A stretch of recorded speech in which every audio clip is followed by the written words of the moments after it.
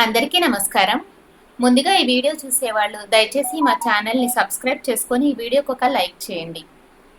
ఎంతో శక్తివంతమైన కార్తీక మాసం ప్రారంభమయ్యింది. ఈ నెల అక్టోబర్ 22వ తేదీ నుంచి కార్తీక మాసం ప్రారంభమయ్యింది. నవంబర్ 20వ తేదీతో కార్తీక మాసం ముగుస్తుంది.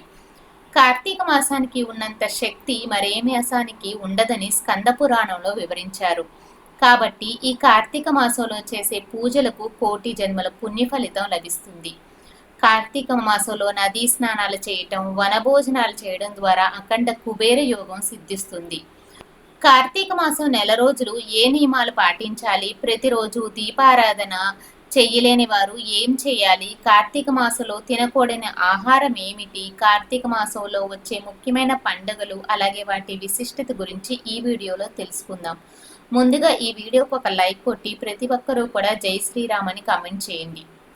అక్టోబర్ 22వ తేదీ నుంచి కార్తీక మాసం ప్రారంభమయ్యింది. ఈ కార్తీక మాసం నెల రోజుల పాటు ఆడవారు తెల్లవారుజామునే నిద్రలేచి చన్నీటి స్నానం చేసి ఇంట్లో దీపారాధన చేసుకుంటే మంచిది.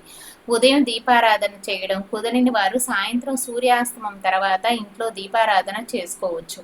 కార్తీక మాసం నెల రోజులు ఇంట్లో దీపారాధన చేయడం కుదరకపోతే ప్రతి కార్తీక సోమవారం నాడు ఇంట్లో దీపారాధన చేసుకోండి. విశేషంగా ఈ కార్తీక మాసంలో ఖచ్చితంగా నదీ స్నానం చేయాలి. ప్రతి రోజు నదీ స్నానం చేస్తే 1000 రెట్లు పుణ్య ఫలితం కలుగుతుంది. అయితే ప్రతిరోజు కూడా నదీ స్నానాలు చేయలేము కాబట్టి నీటిలో కొంచెం గంగాజలం కలుపుకొని స్నానం చేయడం మంచిది. పుణ్య నదుల్లో స్నానం చేసినంత పుణ్య ఫలితం దక్కుతుంది. ఈ కార్తీక మాసం వచ్చేలోపు ప్రతి ఒక్కరూ కూడా గంగాజలం తెచ్చుకొని భద్రపరచుకోండి. అలాగే ఈ కార్తీక మాసంలో పుణ్యుదుల దగ్గర దీపాలు వెలిగించడం ఎంతో శక్తివంతమైనది. ఈ కార్తీక మాసంలో ప్రతిరోజు కూడా తులసిని తప్పకుండా పూజించాలి. ఈ నెలలో చేసే తులసి పూజకి అఖండ ఐశ్వర్యం ప్రాప్తిస్తుంది. ఆడవారు తప్పనిసరిగా తులసి దగ్గర దీపాలు వెలిగించి తులసికి ప్రదక్షిణాలు చేయండి. అలాగే ఈ కార్తీక మాసం నెల రోజులు కూడా శివాలయాలకి ఎక్కువగా వెళ్ళండి. ఎందుకంటే ఈ నెల రోజుల పాటు పరమశివుడు ముక్కోటి దేవతలతో కలిసి శివాలయంలో సంచరిస్తూ ఉంటాడట. కాబట్టి కార్తీక మాసంలో శివాలయానికి వెళ్ళి దీపారాధన చేయించి దీపాలు వెలిగించి శివుని దర్శించుకుంటే శివయ్య ఆశీర్వాదం తక్షణమే కలుగుతుంది. విశేషంగా ఈ కార్తీక మాసంలో ఏదైనా ఒక కార్తీక సోమవారం నాడు బిల్వదళాలతో శివుణ్ణి పూజించండి. లేదా మీ దగ్గరలో ఉన్న శివాలయానికి వెళ్ళి శివలింగానికి బిల్వదళాలు సమర్పించండి. కార్తీక మాసంలో బిల్వదళాలతో శివుణ్ణి పూజిస్తే స్వర్గలోక ప్రాప్తి కలుగుతుందని, ఆ పరమేశ్వరుడు త్వరగా ప్రసన్నుడై కొండు బంగారమై సర్వ సౌఖ్యాలు ప్రసాదిస్తాడని నమ్మకం. కాబట్టి ఆ శివయ్యను బిల్వదళాలతో పూజించి శివయ్య అనుగ్రహాన్ని సులభంగా పొందండి. కార్తీక మాసంలో వచ్చే ప్రతి సోమవారానికి ఎంతో విశిష్ట ఉంటుంది. కాబట్టి ప్రతి కార్తీక సోమవారం నాడు ఆడవారు తప్పనిసరిగా కూడా ఉపవాసం ఉండాలి. ఉపవాసం అంటే సాయంత్రం చంద్రుడిని దర్శించుకున్న తర్వాత భోజనం చేయాలి. కార్తీక మాసం ఉపవాసం ఉంటే ఆ పరమేశ్వరుడు త్వరగా అనుగ్రహం కోరికలన్నీ కూడా వెంటనే నెరవేరుస్తాడు. ప్రతి కార్తీక సోమవారం నాడు తప్పనిసరిగా మీ దగ్గరలో ఉన్న శివాలయానికి వెళ్ళి శివుడికి అభిషేకం చేయండి.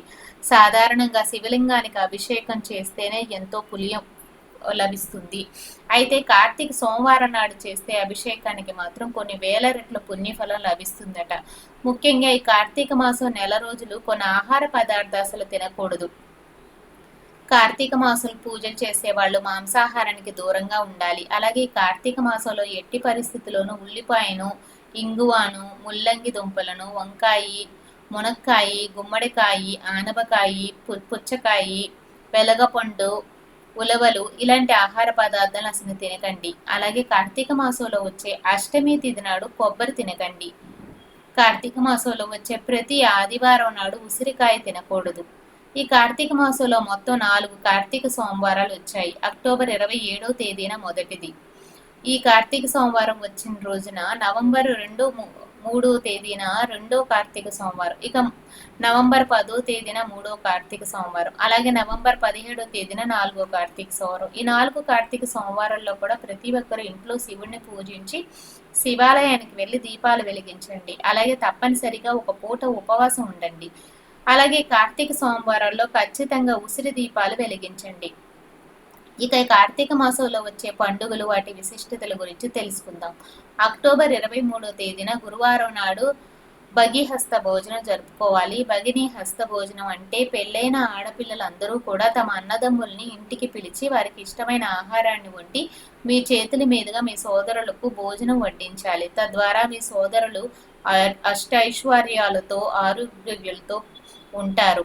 ఇక అక్టోబర్ 25వ తేదీన శనివారం నాడు నాగుల చవితి వచ్చింది. నాగుల చవితి నాడు నాగపుట్లో పాలు పోసి 5 ప్రదక్షిణాలు చేయండి, లేదా జంట నాగల విగ్రహాలకు ఆవు పాలతో అభిషేకం చేసి నమస్కారం చేసుకోండి.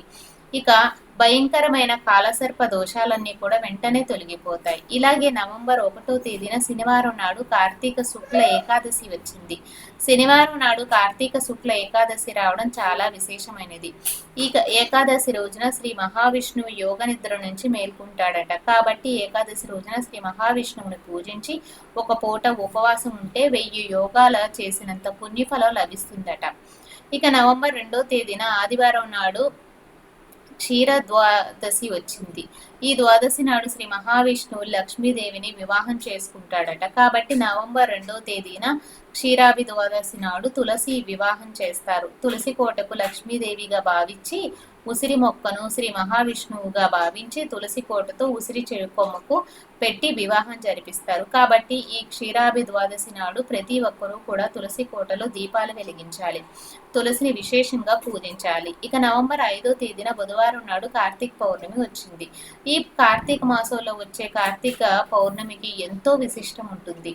ఈ కార్తీక పౌర్ణమి నాడు కేదార నోములు నోచుకోవాలి. అలాగే కార్తీక పౌర్ణమి రోజున ప్రతి ఒక్కరూ కూడా పుణ్య నదుల్లో స్నానం చేసి శివుడికి ప్రత్యేక పూజలు చేయాలి. విశేషంగా ఈ కార్తీక పౌర్ణమి నాడు ప్రతి ఒక్కరు కూడా తప్పనిసరిగా 365 ఒత్తులతో దీపాన్ని వెలిగించి శివుడిని పూజించాలి. అలాగే ఈ కార్తీక పౌర్ణమి రోజున తప్పనిసరిగా ఉసిరి చెట్టు కింద వనభోజనాలు చేయాలి. విశేషంగా ఈ కార్తీక పౌర్ణమి నాడు రాత్రి పున్నమి వెలుగుల్లో కార్తీక దీపాలు వెలిగించి నదుల్లో వదలాలి. ఇక నవంబర్ 20వ తేదీన అమావాస్యతో కార్తీక మాసం ముగుస్తుంది. కాబట్టి కార్తీక మాసం చివరి రోజున పోలీస్ వర్గానికి పరిగణిస్తారు. కార్తీక మాసంలో దీపారాధన చేసిన వారు నదీ స్నానాలు ఆచరించి వారు ఆ పుణ్యఫలం పూర్తిగా దక్కాలంటే కార్తీక మాసం చివరి రోజున అంటే నవంబర్ 20వ తేదీన పోలీస్ వర్గం నాడు మహిళలు తెల్లవారుజామునే నిద్రలేచి అరటి దిప్పలతో 30 ఒత్తులతో దీపాన్ని వెలిగించి నదుల్లో వదలాలి. ఇలా చేయడం ద్వారా కార్తీక మాసం నెల రోజులు కూడా దీపారాధన చేసినంత పుణ్యఫలం వస్తుంది. ముఖ్యంగా కార్తీక మాసంలో శివాలయాల్లో దీపారాధన చేసిన వారికి విశేషమైన పుణ్య ఫలం లభిస్తుంది. కాబట్టి ప్రతిరోజు ప్రదోష కాలంలో శివాలయానికి వెళ్లి దీపాలు వెలిగించండి. జన్మజన్మ పాపాలన్నీ కూడా తొలగిపోయి జన్మజన్మల అదృష్టం కలుగుతుంది. ఇక ఈ కార్తీక మాసంలో చేసే ధనధాన్యాలకు కోటి జన్మల పుణ్య ఫలితం లభిస్తుంది. కాబట్టి కార్తీక మాసంలో మీకున్న స్తోమతను బట్టి పేదలకు ఆహారాన్ని దానం చేయండి, వస్త్రదానం చేయండి. తద్వారా శివయ్య ఆశీర్వాదం ఖచ్చితంగా లభిస్తుంది. అలాగే ఈ కార్తీక మాసంలో తప్పనిసరిగా దీపదానం చేయాలి. ఇక ఈ కార్తీక మాసంలో తప్పనిసరిగా వెలిగించవలసిన దీపం నారికేల దీపం. కొబ్బరి చిప్పలో వెలిగించాలి. దీన్నే నారికేల దీపం అని అంటారు. ఈ విధంగా శివుని పూజించి అష్టైశ్వర్యాలు పొందండి. ఈ వీడియో కనుక మీకు నచ్చినట్లయితే తప్పకుండా లైక్ చేసి నా ఛానల్ని సబ్స్క్రైబ్ చేసుకోండి. ధన్యవాదాలు.